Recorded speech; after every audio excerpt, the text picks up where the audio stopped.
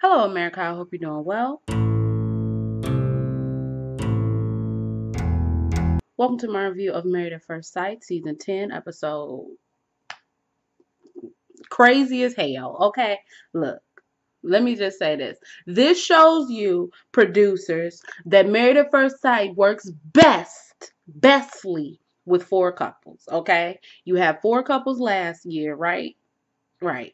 You have four couples last year, four couples the year before. I mean, you had three couples, but you wanted to be different and crazy. But don't do this five couple shit no more. You hear me? You can get 20% off of my website when you go to camerabrio.com and sign up for my newsletter. And also, I'm running a sale. You can get up to 23%. And also, I'm running a sale. You can get up to 23% off of all items that are in my store. And when you apply that, when you sign up to my newsletter, you can get up to 43% off. Anyway, what the hell was happening in this episode? Because let me tell you something. I don't know.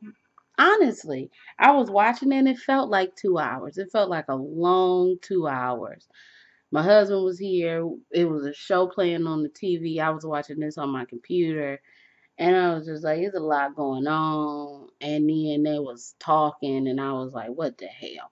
Anyway, I'm going to go in order of the show, okay? Because I couldn't, group this all together. So Katie was still mad about the high school poem, and he was confused, and she was confused why he hasn't expressed himself like that in these 7 weeks that they've been married. 7 weeks.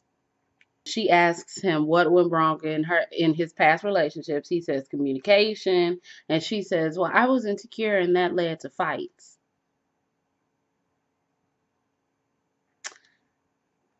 Then we go on Katie talking about, yeah, and these men didn't care about me the way that I cared about them, and I'm a catch, man. I'm a catch. And he says that, yeah, you are. And then they get there first and they pick out the master bedroom. Was this a plantation? No, it probably wasn't. It was really nice. It was old, but it was nice. I liked how big it was, but I don't know. It was giving me a slight bit of Get Out vibes, just like a little bit, just like a tad bit. We see Brandon. Brandon says that Taylor did not come home last night. She was in a hotel with two friends, and he needs answers because he's unsure of who these friends are and what they were doing. Okay, look, let me talk to you because my camera is real close up on my face, and I don't really like that. Let me say something to you. 100%, I completely agree with Brandon on this point. Where the fuck were you, and were you sucking penis? Okay, I 100% agree, because if the roles were reversed, Brandon, where the fuck were you, and were you sucking puss? Okay, but if he was so angry and wanted to talk, and Taylor acted like she didn't know what she could have possibly done to make this man, not be standoffish with her. One thing I did not like is that Brandon was in the car with her, and did not take this opportunity to say, yo, big homie, I need to talk. So where were you last night? What were you doing? Were you fucking? You did not. That's where I lose it with Brandon. Brandon sits up here and he may have a point, and then 2 seconds later, he does not communicate that point and wants to pout and wants to get mad at the producers and do all that other shit. It's like, bro. But Taylor was just like, he didn't say he was upset, but if he is upset, he should speak up. No, Taylor, you shouldn't be going out spending the night with random people, your friends or not, and not let your husband know, or just not do it. But okay. So in the interim of this, Jessica and Austin arrive. They pick out a room. Then Katie and Jessica talk, and Katie starts talking about how things are good and he's a good guy, but there's no passion, and they aren't even close to saying they love each other, and they don't vibe well, and she gets annoyed with everything that he does, and she started telling him, and it's led to some fights. Look, The look on Katie's face when Jessica was talking makes me think that she does not give a fuck about anybody's situation but her own. Because Jessica was like, yeah, we had a fight about, the traveling and everything. And Katie was just like, that wasn't the exact face she was making, but she just seemed like she was just listening until it was time for her to talk again so she could talk about how Derek is so horrible. Somebody tell me if Katie is not the lady freckle face version of Michael minus the line. Michael sat up here and said that he was the emotional core. And he gives and he gives and he gives, and Mika doesn't give it all. And that's exactly what Katie is saying. I give and I give and I give, and Derek is just seen as the good guy, but I'm a good guy, girl. Calm down. Anyway, so Austin and Derek talk, and they talk about how open-minded they, came into this process to be. And then Derek talks about Katie's indecisiveness, and then they cheers to figuring out how to figure out women. I don't understand. Then we see Taylor and Brandon. Brandon, I'm about to slap the fuck out of you. Why are you not carrying that suitcase? I don't give a damn if it's a rolling suitcase. This is the second time I done seen you in a place where Taylor is doing the heavy lifting. Sir, you are pissing me off. He says that he isn't comfortable being around the other couples because he doesn't know them. So, but he does say hello to Katie and Jessica, but I don't know if he said hello to the men because he sat down with Taylor and the women, and I was like, why don't you just say, yo, what's up, and then go be with the men? He gets up, and Taylor says that she doesn't know what's going on and that he also does not take initiative like Derek. Mika and Michael are the last to arrive. While they're in the car, Mika says that she feels as though she understands Michael more by, sitting down and having a talk with his enabling ass sister. So Mika is trying to talk to Michael, and Michael is giving these very short answers. She says, what do you want from the retreat? He says to, I guess see the guys and like watch football. She says, well, I want us to be able to communicate and it not be awkward. And she asks, does he feel like they've made progress since they made since they had the recommitment day? And he doesn't really say anything. She says, well, I feel like we've taken steps back. So Mika and Michael comes in. They go in. Mika greets all the couples. She's not in a good mood. And Michael goes straight and talks to Brandon. Don't greet the couples. Don't do nothing, okay? So Brandon and Michael are outside. Honestly, Brandon does have a right to be angry.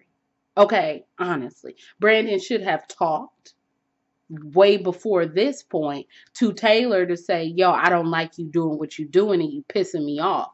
And don't sit up here and act like it's all a facade and I'm supposed to tell you that I'm mad about you going out and spending the night with somebody. No.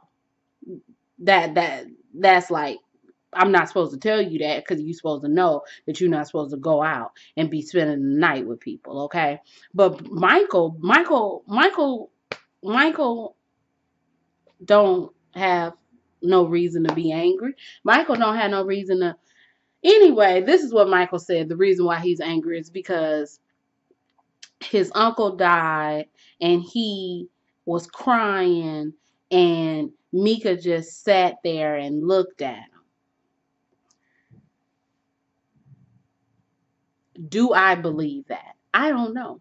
I honestly do not know if I can believe that Mika just sat there looking at this man while he cried, considering I think both times before, I don't know, but I know the last time, which was the last episode, when he started crying and talking about his adoption, she moved closer to him. She didn't touch him because, they was in a weird space, but she did show that she was there for him. So I'm a little bit confused about you talking about she wasn't there for me. I think you're a liar, but I ain't gonna say nothing about that, okay? All of the couples, well, the couples who are inside the house, or not couples, Katie and Derek, Jessica and Austin, and then the new couple, our first gay couple, Taylor and Mika. They're all in there. Derek sits next to Katie. Derek sits next to Taylor, across from Katie. And she's like, oh, you're not going to sit next to your wife. And bro, from this point on, I wish I had gotten a screenshot when Katie said, you're ruining my marriage. And she said it with a smile on her face. You're ruining my marriage. Stop. And the way that Mika looked, because they was all laughing, ha ha ha ha ha, because Derek's a corny ass nigga. Derek is one of them people who literally got to put on his black voice. Oh, yes. Because Derek was sitting up there with the two black girls talking about how you doing. Chill out. Chill out. So Taylor and Mika are laughing, right? And I can't help it if I can't help it if Mika is the cutest woman there, okay? It's not in her control to be beautiful. Anyway, so Derek is talking to Taylor and Mika.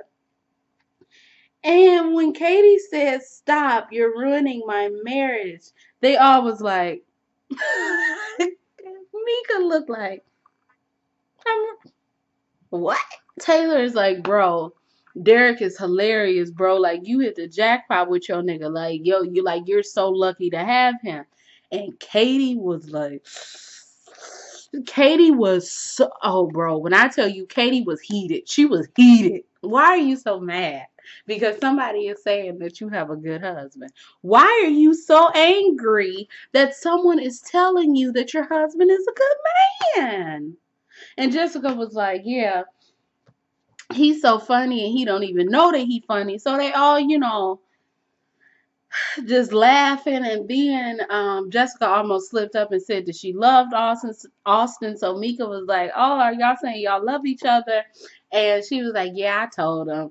And Austin said, I feel the same way. I just haven't said the word, which makes no sense because it's a fucking word. If you just sat up here and told her, I love you too, without saying it, then just say the words. But anyway, then Katie is like, I'm done. And she gets up and she leaves. Oh no. Okay, so because she left twice. So she gets up, Jessica and Mika follow her in. She's like, this would have been the perfect time for Derek to take initiative and follow me into the bathroom, but he didn't do that. So Jessica is like, this is why I feel bad talking about our relationship because everybody is not in the same position as us. Girl, you ain't got to feel bad because these motherfuckers is trash. What that got to do with you?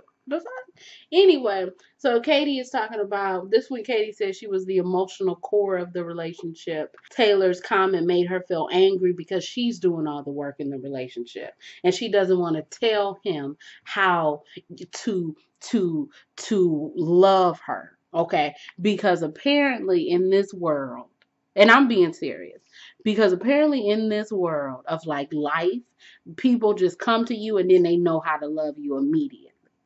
Like they look in your eyes for like 3 seconds and then they know how to love you. So, you don't have to tell people, hey, this is what I want, this is what I don't want. You just do it, right? And in the whole set, because they've been married so long. I'm surprised she ain't pregnant by now. They've been married way too long for him to be playing these games. I just really don't understand it. Anyway, so they finally get her dumb ass out the room. She comes back, okay?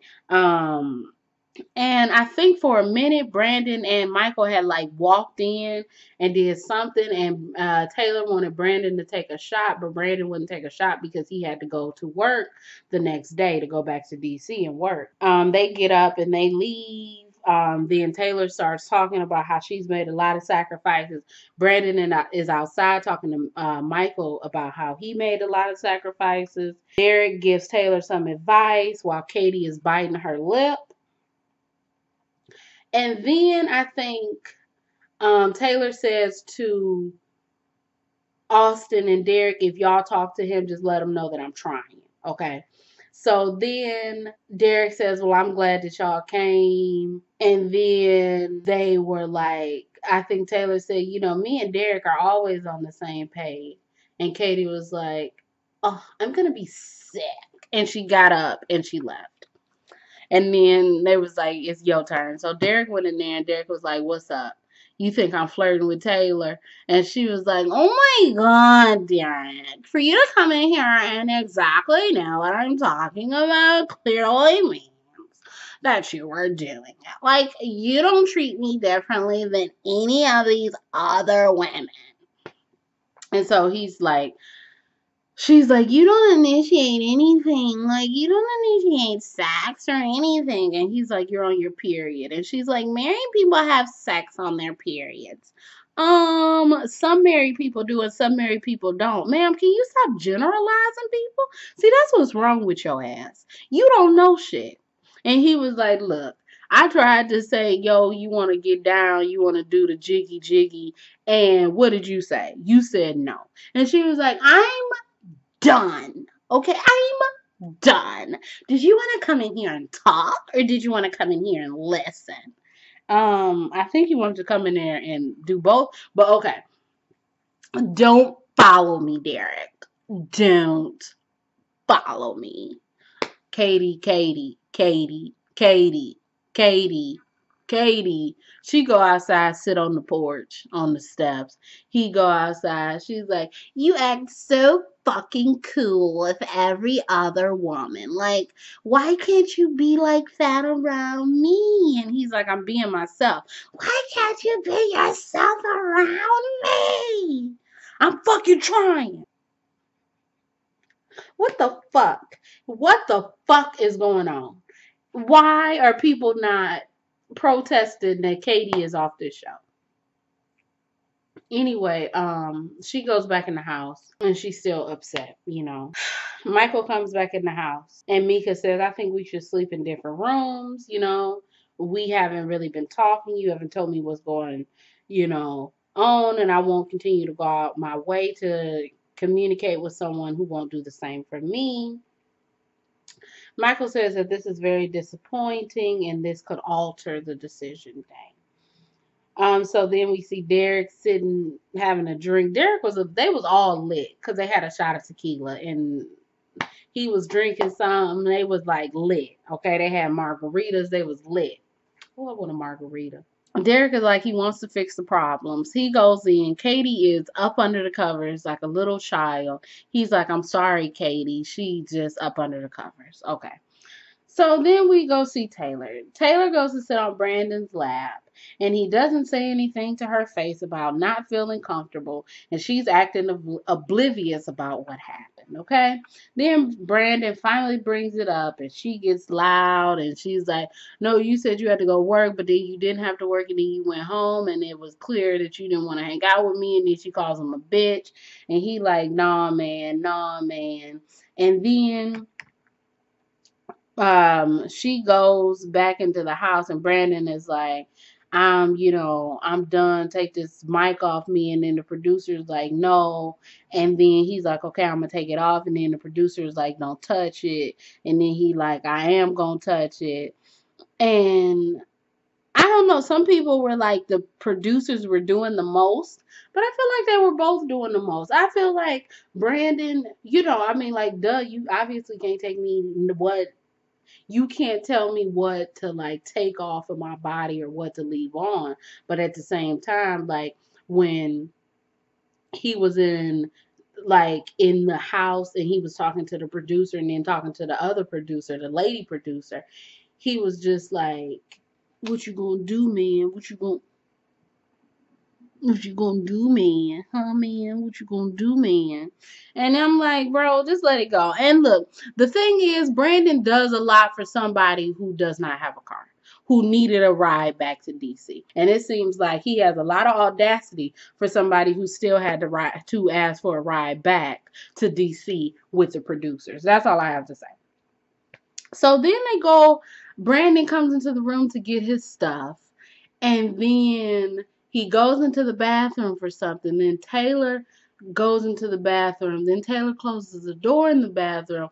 Then he starts recording, which means that he had to give this footage to the producers. And she was like, let's talk. And he was like, I don't want to talk. And then they arguing. And then the producer lets him out. It was a lot. It was a lot. I 100% believe that Taylor was in the wrong for this. And I 100% believe that Brandon was in the wrong for even saying he was going to recommit. You knew damn well that you didn't want to recommit with this woman. You knew damn well that this was not something that you wanted to do, so you shouldn't have done it. um Taylor, you're out of your fucking mind. You reminded me of a Matt. And I'm a little confused. Anyway, Katie is lying in Derek's arms while he apologizes, and she talks like, I was just so mad because Taylor was saying that you were like this great guy and like an angel, and like you're not an angel. Okay. Then Michael and Brandon are getting a ride back to DC with production. And Mika says that she didn't even know that Michael was leaving, but he goes and he says, I'm leaving, I'll be back, but doesn't tell her the specifics. Brandon doesn't say anything to anyone, so he gets in the car. Then I don't really know what was happening. I don't know if the producers were saying, because it just seemed like the producers was like, open the door and then we can go, but Brandon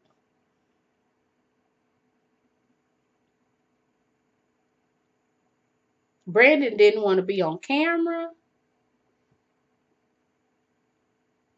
Or I guess they was trying to make him do a scene or something. I don't know. I don't know. But he was like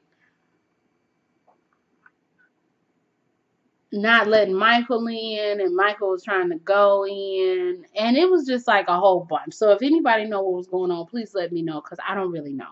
Then we see Jessica and Austin. They spend their time in the cavern, and it's very drama free. We see Mika and Taylor go to this fake ass paranormal experience. Clearly somebody is in the back controlling the buttons. We see Derek steal a golf cart to prove that he's a bad boy to Katie, and that this will be her life if they decide to stay together. Oh, I'm sorry. Mika and Taylor didn't go on the paranormal excursion yet. They were in the house talking, and Mika says that she only wants Michael to come back if he's a husband, and Taylor doesn't know if she wants Brandon to come back at all because things won't change. And Mika says, well, if Michael doesn't put in the effort, then it doesn't matter if he shows up. Then they go to that fake ass paranormal excursion. Then Brandon texts Taylor to tell her to have a fun time at the event because he ain't coming back. Then, okay, all of that aside, then we started getting this last scene that made me confused. Honestly, I didn't know what was going on. They were all sitting down, and Michael was talking about how they were driving around the city and how they went to like this festival. I don't know, because I think Mika asked Michael, did he spend time with Brandon? And he said no. So they was just like asking him questions, and his story just was like getting weirder and weirder about them like going to Brandon's house and then going to his event, and then Michael and Brandon being with production all day instead of like Michael, I guess, driving his own car to do what he needed to do. It was a lot. And I guess everybody just figured out that Michael is a liar, but I don't know what the whole story was. So if somebody knows what the whole story was, please let me know, because I was very confused. But then Michael just got up and left because he can't take the heat because he's a liar. I'm sorry. I'm not sorry. I'm not sorry. Anyway, I'm done. It's been 30 minutes of me just talking about this crap. So I'm over it. So if you all like this review, you can like, comment, and subscribe. You can follow me on Instagram, Twitter. Everything else you need to know about me will be down below. Literally, I think next week, or probably they're gonna give us 2 more episodes, but it's literally a week until decision day. This was the worst season, and I've only seen 3 seasons. This was the worst, including this season. This was the worst season I've seen of Married at First Sight. It was trash. It was trash. So anyway, I'm done. It was trash. And I hope that they don't do no dumbass shit like this again. Okay? But anyway, if y'all like this review, you can like, comment, and subscribe. But like I said, do all that stuff. My name is Brielle. I make beats, I sing songs if you like what you see. come on along. Bye.